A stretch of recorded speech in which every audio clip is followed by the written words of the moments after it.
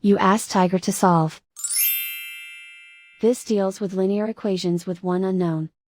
The final result is x equals -10. Let's solve it step by step. Group all constants on the right side of the equation. Add 15 to both sides. Simplify the arithmetic.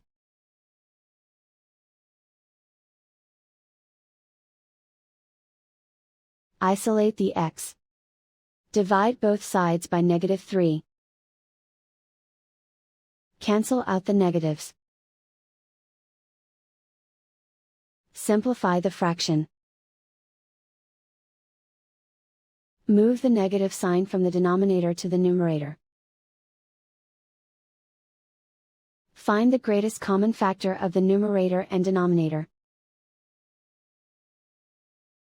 Factor out and cancel the greatest common factor.